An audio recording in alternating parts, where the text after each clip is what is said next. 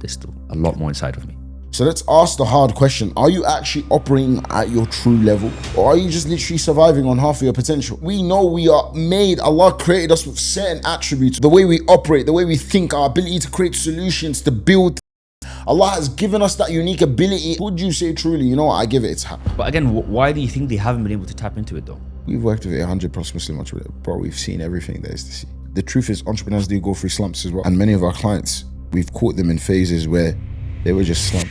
We've got people that have got issues with their marriages, issues with their business partners, issues in terms of their health. How do you get someone out of that mess to tapping into this 10 to 100x potential that we're talking about? The only way is these three things.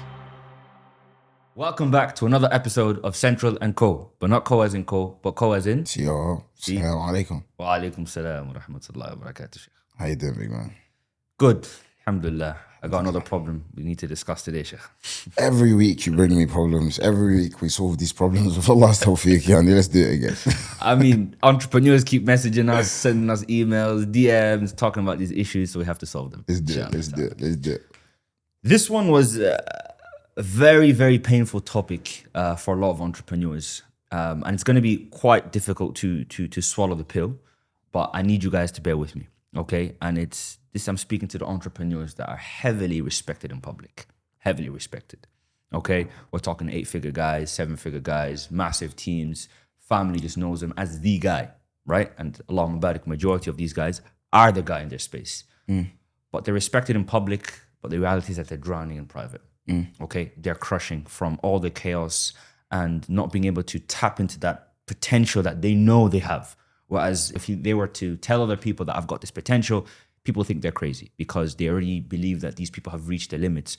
Whereas this potential we're talking about is internal. It's a feeling that I'm not even tapping into 20% of my potential, and it's killing them internally, right? So, Coach Fawaz, if I was to ask you, why is it specifically that Muslim entrepreneurs who look successful on the outside still feel like failures in the inside?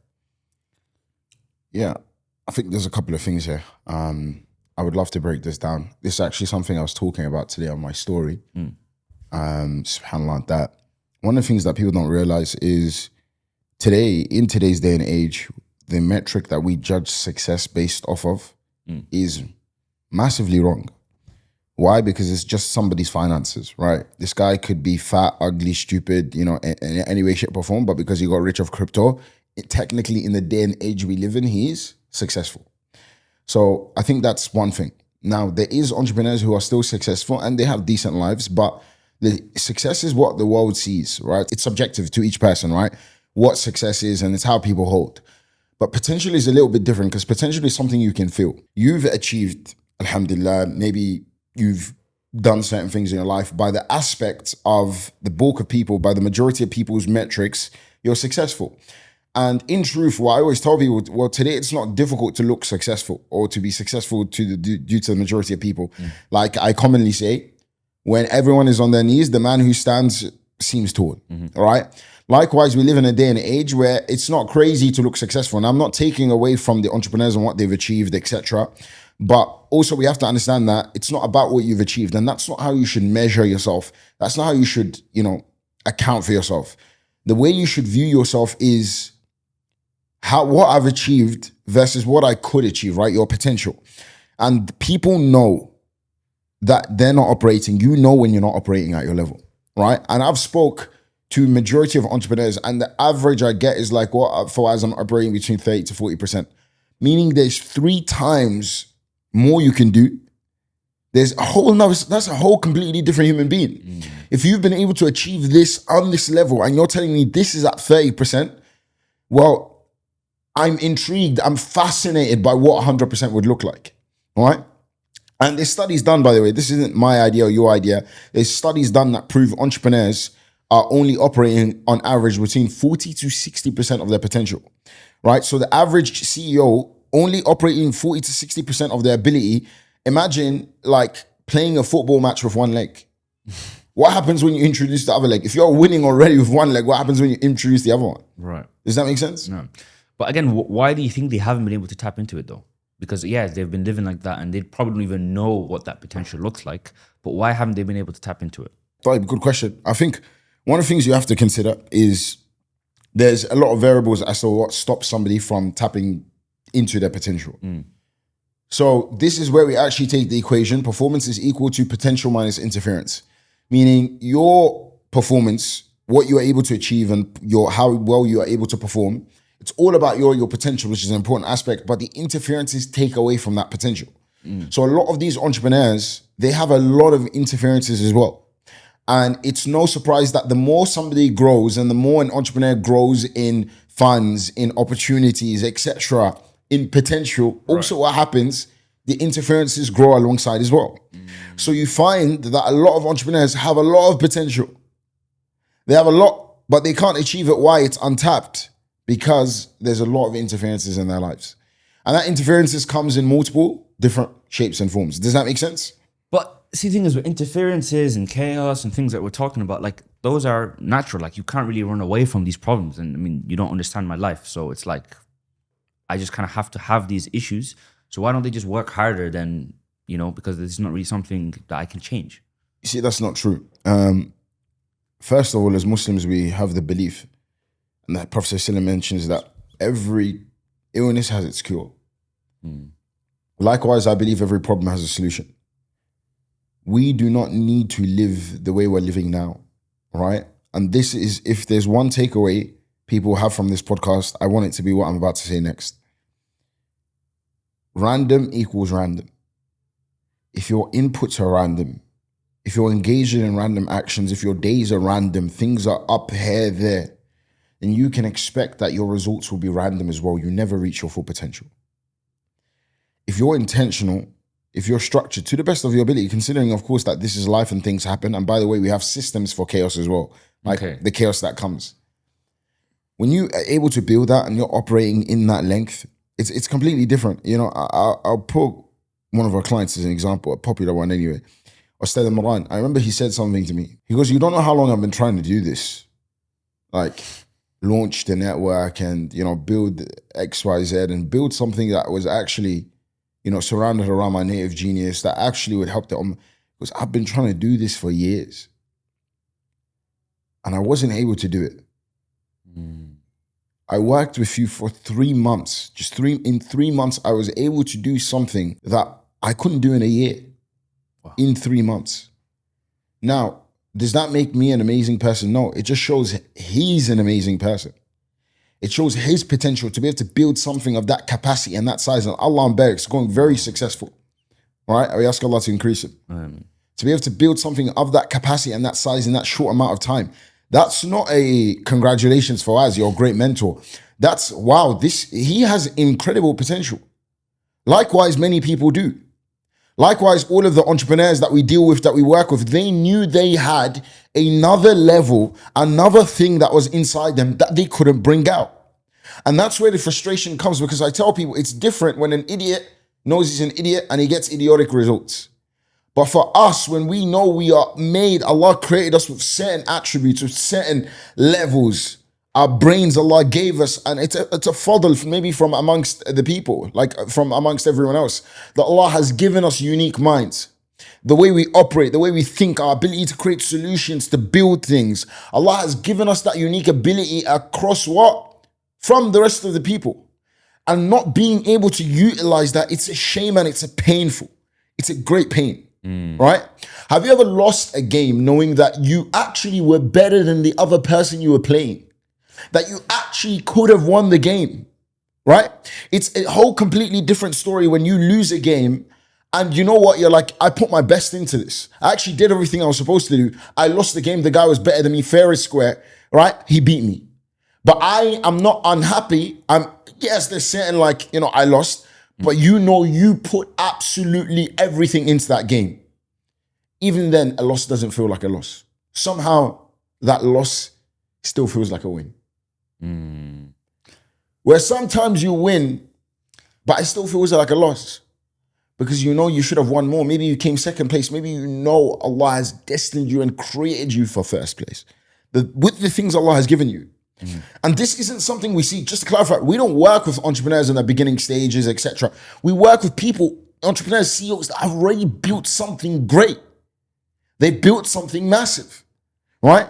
But they know, yeah, I built this, but there's still another realm. There's something, there's a level I know I should be operating at that I can't reach. But see, that's kind of what I want to talk about here, because this potential, I mean, very few people, first of all, even before anything else, very few people even understand that there is a potential above that. Like, you see an entrepreneur, he's done 100 million. Like, we have one of our clients that's done 100 million, and he's came in, he's like, I know that I have still got so much more potential, but he's heavily respected from society. Everyone's telling him you're doing amazing. You've done this big, you know, all these different projects, okeda.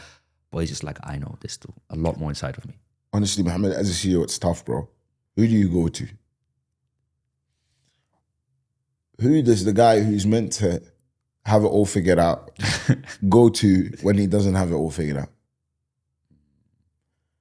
And this is some of the biggest, you know, sometimes I'm working with my clients, they go, bro, you don't know how much of a relief it is to just have someone who understands CEOs that I can actually just explain my problems to, who's a CEO himself. He's worked with, because sometimes, you know, they tell me something like really embarrassing, because you have to consider, it's not even, what they tell me isn't that bad. Right. But because of the standard and the level of society, like, for example, if he was able to confess to me that he's like, I'm waking up at dhuhr, bro. Like, if he said that, publicly, the majority of people wake up at dhuhr anyways, you know, you'd be surprised. No. But for him, this is something that he's so ashamed to even admit it. We've worked with 100 plus Muslim entrepreneurs. Bro, we've seen everything there is to see. We've literally seen everything there is to see. And there's that comfort of, I don't care. I'm just here to get you to where you need to be. Like, fundamentally, whatever level, wherever you are right now, because the truth is entrepreneurs do go through slumps as well. And many of our clients, we've caught them in phases where they were just slumped. Right. And that's the thing. It's not really necessarily their fault, right? It's like, they're just like, I've got this potential, I just haven't been able to tap it. I've got all this chaos. And it's almost like the chaos is this big monster is just eating him up, that he just cannot see himself out of this situation. It's just, is this how the rest? And look, let me even ask you this, Sheikh. Is this, if someone doesn't go out and fix the chaos and fix the interferences we're talking about, is it likely that they're going to just stay the way they are till they die? I think one thing you have to recognize is nothing changes if nothing changes. In order for you to achieve what you had to achieve, you had to change certain things. You had to let go of certain things. You had to take up certain things in order for you to get to where you are now. Right. Likewise, in order for you to get to the next level, the same thing is going to happen. I don't know, and I've always had this question of, why is it that people believe what got them here is going to get them to the next level? The same version of them that got them here is going to get them to the next level. Whenever you want to change results, first you need to change yourself from the inside. You have to completely operate different. Right. Because same equals same. Different equals different. You change. If you want new results, you're going to have to come with a new version of you. There's going to have to be certain things that we, you know, like one of our clients right now is around the 300K mark, all right, in revenue per month. Mm-hmm. We've set the goal now. In the next 3 to 6 months, he wants to achieve $1 million in revenue. And I remember sitting there discussing with him on the call. And I see how bad he wants to achieve this goal. And the first thing I tell him is, you're going to have to divorce 80% of what got you here. That just sounds like madness to me. And he looks at me like I've got 7 heads.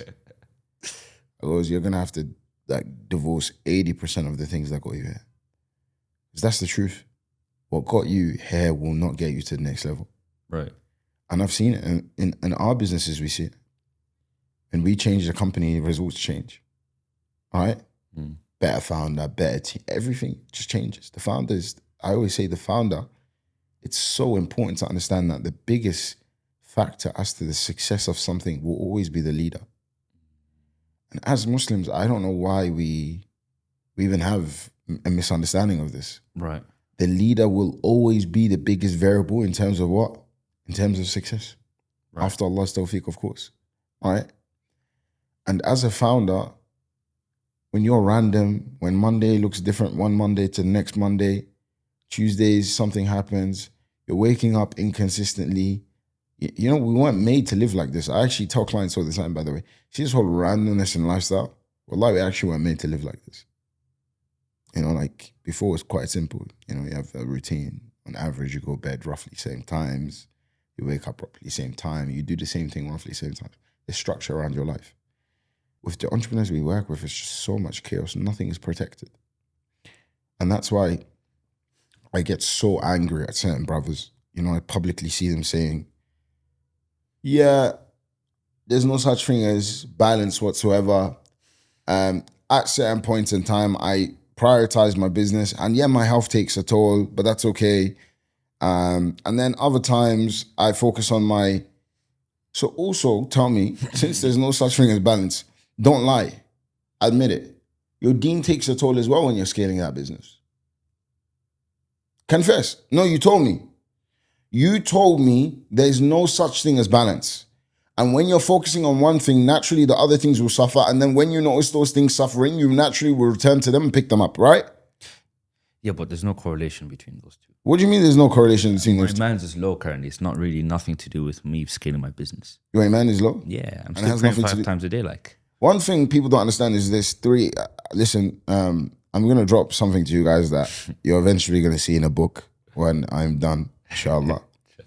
But there's 3 parts when it comes to scaling. And these are the 3 parts that I don't think anyone has ever given it in these 3 ways. There are 3 primary things you need to take care of when it comes to scaling. And if you think of it, everything comes under these 3 things, everything else. Okay. These are what I refer to as the 3 Fs. Number 1 is the founder. The founder is the most important variable as to whether a company is going to scale or not. When the company wants to scale, the founder must first scale himself in order to scale the business. He must scale him in order to scale the business. Identity-wise, in the way he lives, his structure, his own systems, his life, everything about the way he lives has to change in order to scale the business. Otherwise, he can't scale it. Then you have number 2, which is a framework. Now, there's multiple different frameworks, there's multiple different strategies, but the point is, in order to scale, you need some sort of framework as well. Now, 2 is the most popular thing. We see 2 everywhere, right? Every time you want to scale your business, it's 2. It's like this ads thing, this funnel that helps you scale. These are all what we refer to as frameworks, right? So it's number 2. And then there's the 3rd one, which is your faith. Now, this is scaling with barakah. Barakah is not something anyone can ever fully comprehend and understand. Right. And had we fully been able to comprehend and understand barakah, then we wouldn't live the way we do. We would live completely different.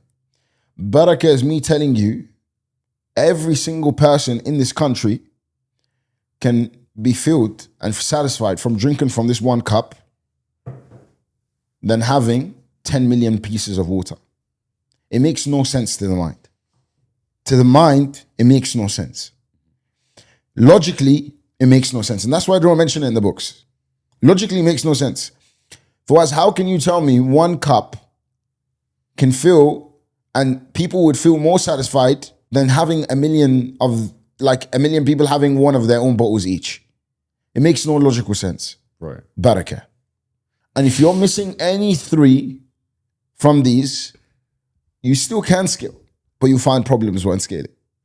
The best way to scale and the most efficient way and the only way to scale properly and scale in a way that the scaling lasts is these 3 things: founder, framework, and faith. All of these things must be taken care of. Now, how to scale with barakah, that's a separate podcast, inshallah. We'll run through. The frameworks, there's millions of people who talk about that. Right. We have our own framework we follow with our clients, which is step 3 of the Live by Design program that allows our clients to actually achieve the 3 to 10x. Right? But the founder is still the first thing we work on. And subhanAllah, it's something that when I'm speaking with the entrepreneurs that come on or interest, indicate interest to Live by Design, usually the first thing that I ask them, what is it that even struck your interest in the first place? Because, we're very picky with the type of people we work with. And a lot of them, they're like, it's the Islamic aspect. It's the fact that it's the first time, and I personally haven't seen anyone else, but like, you cannot separate between these systems. Like all the systems that you discuss, the health, the Deen, the actual strategy side of things, all of this comes back down to the founder, because the founder is composed of all these different systems. And if any one of those systems is broken, then the rest of it is just broken. Yeah, Allah bless you. Mohammed, I'll tell you something, Habibi.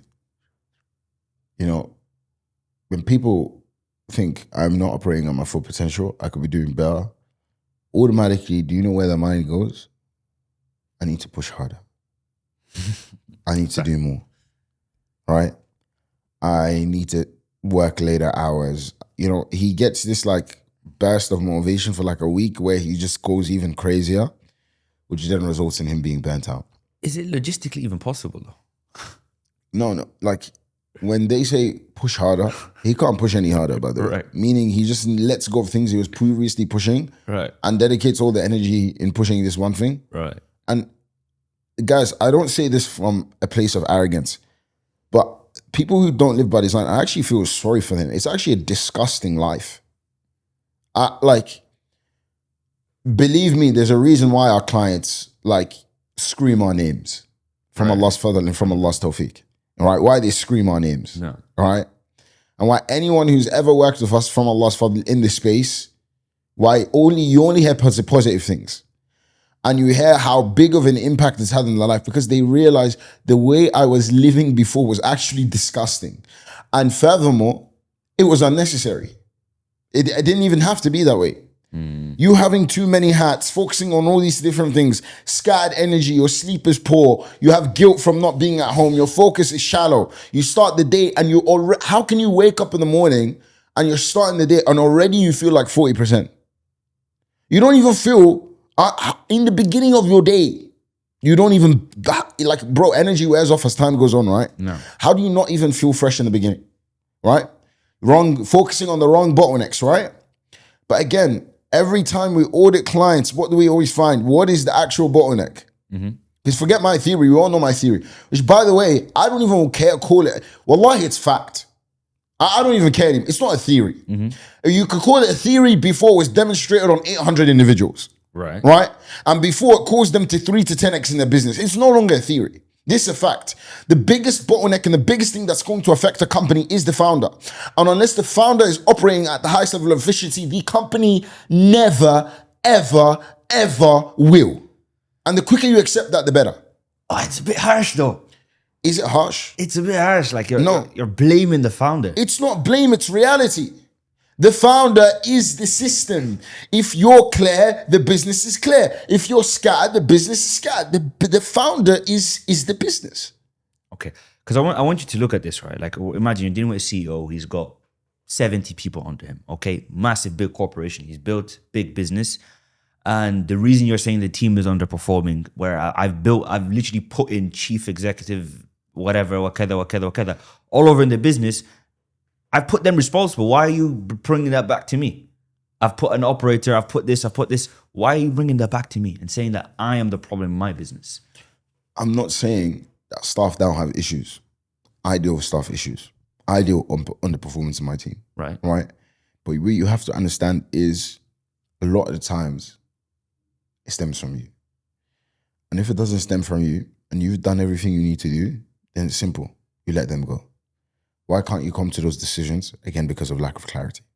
Why can't you deal with the underperformance? Because again, of chaos and lack of clarity. Like one thing you need to understand, guys, don't misunderstand me. Ads, funnels, these things matter. We run ads. We have a funnel. Right. We improve our ads.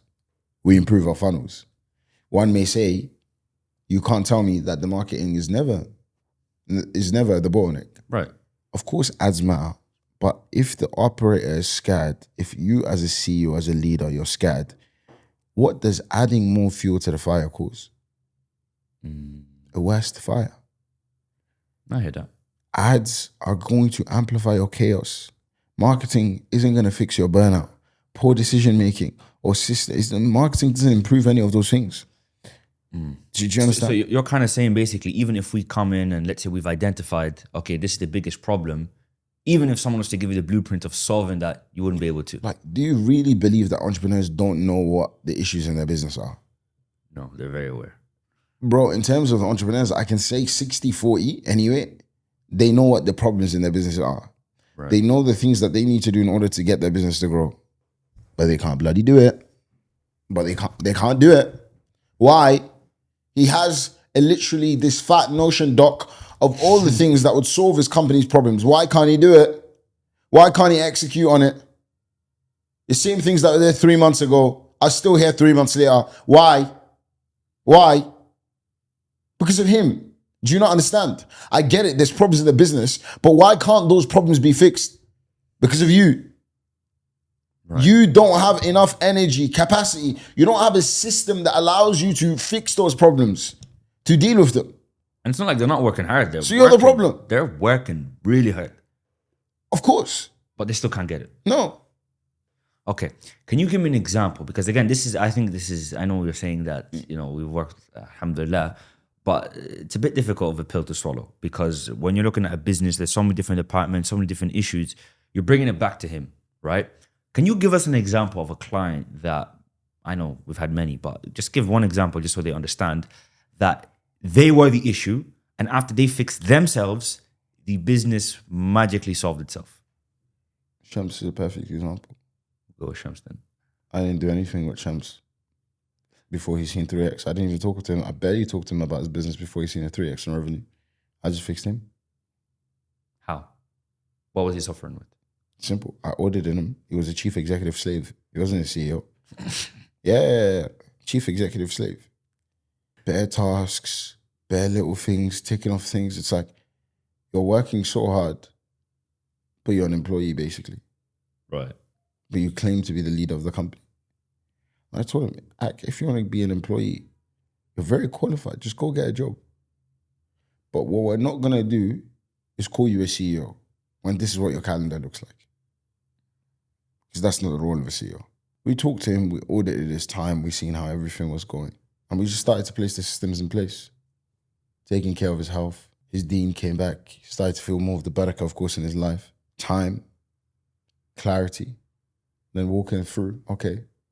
And every week he's coming to me, he goes, yeah, you see that thing that I told you I knew I needed to do to get the business out? Yeah, this week I did it.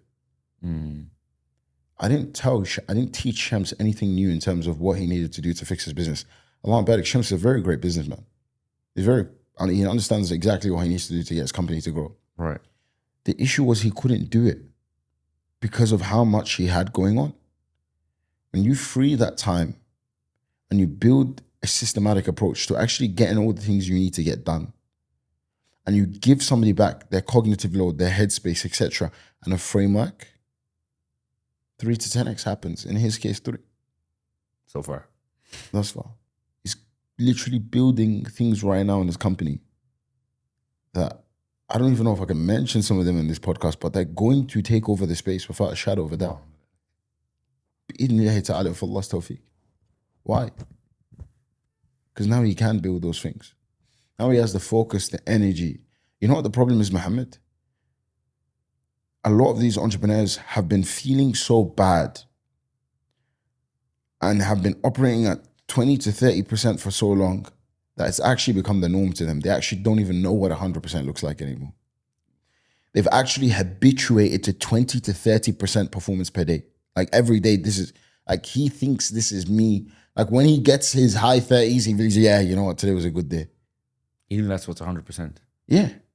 He thinks, you know what, I done well because he's habituated to the chaos. He doesn't know what's on the other side. So look, Sheikh, when we're dealing with these entrepreneurs, we find that, again, they have this extreme, massive potential that they know they can tap into. And the thing is, like, one of the things that you have in your frameworks is that we're not talking 1 to 2x growth. Minimum, we're looking at 10x. Yeah.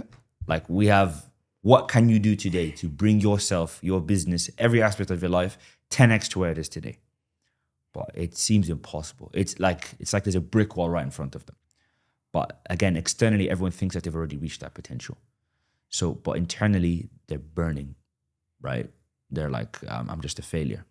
So if they know and they believe, and it's not even just a belief, it's genuine, right? But would you not say then they're just frauds? Just putting up an act. These people aren't frauds, bro. Can't call them frauds. It's more like the prisoners, bro. They're trapped by a machine that they built. The business is chained to their own shoulders and they don't know how to step out of it, how to live without everything collapsing. They're prisoners to their own jail, their own prison, you know? And you can't help but sympathize with these people because, look, in order to achieve great things and do great things, right, you have to be known as someone great. So, in a way, they've built this outside that has great dissonance with what is inside. There's a great disconnect between what they feel inside and what people view them as outwardly. Now, this is always going to be the case, all right, in life. All right, inside, what's in and out, rarely ever matches. Mm-hmm. But one of the things that you're going to have to consider is it doesn't matter if people believe you're successful, all right? It doesn't matter if in the eyes of everyone you've made it. If you know that there's another level to you, that's all that matters, all right? Wallahi, that's all that matters. This is why it's bad as well, Islamically. It's not a great thing to praise people to their faces. Because what does it do? It causes complacency, etc. You should maintain some level of hunger, some level of understanding. And I'm telling you, I don't think this needs to be repeated more than as much as we are. People know the pain of not operating at the potential. Bro, it's a painful feeling. I'm telling you. It is painful. You know, Viktor Frankl once said something, right? He says, life is never unbearable by circumstances, but only by a lack of meaning and purpose. Mm-hmm. So life in itself isn't unbearable due to the circumstances you find yourself in, but it becomes this due to the lack of meaning and purpose. And for a Muslim founder, that meaning isn't optional. The meaning isn't optional for us. Okay. We want to achieve something great. We want to do something great. So let's ask the hard question. Are you actually operating at your true level? Right? Or are you just literally surviving on half of your potential? Are you clapping for a version of you that is half alive? It's not even where you're supposed to be. If Allah asked you today about your health, your wealth, your mind, influence, could you say truly, you know what, I give it its haqq? Well, there you go. So you have to understand what's the way out, because it's not grinding. It's not hustling. Hustling is what got you here in the first place. Hustling is literally the very thing that stops you. At 7 figures, when you're growing, you're scaling, growth requires leverage, not grinding more, not working harder. Okay, Sheikh. So we've gotten to this point where we've realized that there's all of this chaos, and I've got this untapped potential. But these interferences, they're not like, I don't think you understand. These are very complex issues in my life. We've got people that have got issues with their marriages, issues with their business partners, issues in terms of their health. You know, everything is just an absolute mess. How do you get someone out of that mess to tap into this 10 to 100x potential that we're talking about? The way out of this is quite simple, okay? Step 1, you actually want to just think, right? You want to sit there and you want to review. You want to check yourself. You want to kind of hold yourself to account. In terms of your deen, where are you right now? All right? Where is your deen right now? I'm not talking about just doing your obligations. One thing people need to consider, and I'll talk about this more later in the podcast in terms of scaling with barakah. But one of the things we should all be aiming for is to be from what? Awliya the awliya of Allah, His friends, His allies, all right? And how does Allah describe these people? He says, these are the ones that they grow close to Him through what? Acts that He's imposed on them, meaning fara'id, the obligations. And they grow even closer to Him through what? Extra deeds. And listen to the key part. Allah says, when my slave becomes like this to me, when he becomes beloved to me to this level, I become the eyes in which he sees, the ears in which he hears, the legs in which he walks, and the hand with which he strikes. And if somebody were to show hostility to him, I would declare war upon him. Look at this powerful hadith. So we should audit our deen. How's your deen right now? That's where the barakah is going to come from. Is salah on the back burner right now? Right? Are you prioritizing other things other than your deen? Do you read Qur'an in a day? How much Qur'an are you reading every day? Does it get the backseat sometimes? Your health, your sleep, your nutrition. Why is it that you feel tired 2 p.m.? Why is it that you have brain fog? Actually audit yourself in each and every single one of these realms and check yourself. Relationships wise, where's the issues of the wife coming from? Where's the stress coming from? The kids, etc. Why is all these things so messy? Why is there so much chaos? The company, what are the reporting lines? What are our systems? Is there even systems in the company? Why is there so much bloody chaos? Where's my mental load coming from? Where's all the thoughts in my mind coming from? Where is all of this constant stress and million things? Let me flip and sit down, understand where all these variables, what areas of my life are seriously lacking right now, and what things can I do to fix them? And we do this, alhamdulillah, with the 360 audit. 360 audit is the equivalent of me living with a client for 2 weeks. It's about understanding every problem they're facing, every issue they have, every single thing we go in detail. Right. How they live their life, where their time goes, and we're able to spot where they're leaking revenue, time, energy, everything. Okay. But I have a question about specifically this part of the audit, because this is, as you say, the most crucial part of it. But if we, let's say, just have this big document for all these different problems, like, are these guys not already aware of what they have? Yeah, sure. Some of these things they know, but what we do specifically is help them understand it much deeper, right? In much more detail. Some of the things they're going to be aware of, a lot of the things they're not going to be aware of. Like one of the questions we actually ask clients when they come in is, what do you believe your biggest bottleneck is, the lowest hanging fruit? 95% of the times they're wrong. So it's not just about understanding where the problems is. The 360 audit gives us the ability to understand where to start. It gives us the ability to understand where these issues, not only that are here, where they're coming from. Because you could solve an issue, but if you don't solve the root cause, it's only a matter of time before it comes back. No. Okay, tamam. So, okay, let's say we've now found these issues. We've done the audit. We know what the biggest constraints are.